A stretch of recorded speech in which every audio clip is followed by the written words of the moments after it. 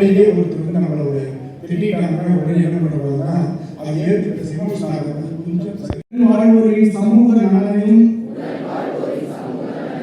உயர்த்துவோம் என்றும் நமது நாட்டின் ஒற்றுமை ஒருமைப்பாடு வளர்ப்போம் என்றும் உறுதியளிக்கிறோம்.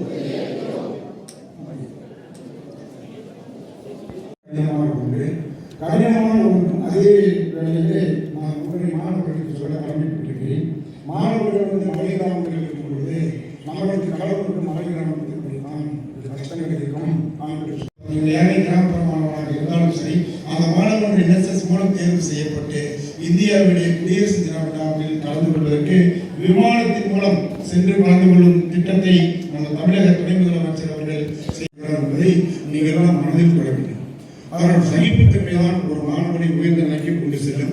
அதற்கு இந்த ஏழ்மைக்கு நான் ஒரு எடுத்துக்காட்டாக குறிப்பிட விரும்புகிறேன். பூக்களிலே சிறந்த பூ வந்து ரோஜா பூவை நான் குறிப்பிடுவது உண்டு. ஏன் ரோஜா பூவை குறிப்பிடுகிறேன் என்றால், ரோஜா பூ வந்து இருவாழ விரும்பும் பூ. மற்ற பூக்கள் இருந்தாலும் கூட ரோஜா பூ இருவாழ விரும்பும் பூ.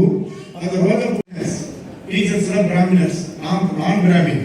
அதாவது அவங்க என்ன பண்ணுவாங்கன்னா தரமும் திறமையும் இருக்கிற மாணவன் மட்டும்தான் வைத்து அவர் செல்ல வேண்டுமே தவிர மற்ற மாணவர்கள் செல்லக்கூடாது என்பது. சார் ஒரு நிமிஷம்.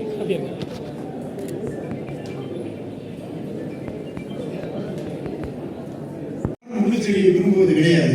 அந்த முள்ளு செடி என்ன பண்ணுன்னா தான் பூக்கிற பூ மூலமாக அந்த செடியை திரும்பி பார்க்க வைக்கிறது. அதே போலத்தான் மாணவர்களும் வந்து கற்ற கல்வியின் மூலம் வந்து உங்களை யார் என்பதை இந்த சமூகம் திரும்பி பார்க்க வைக்கும்.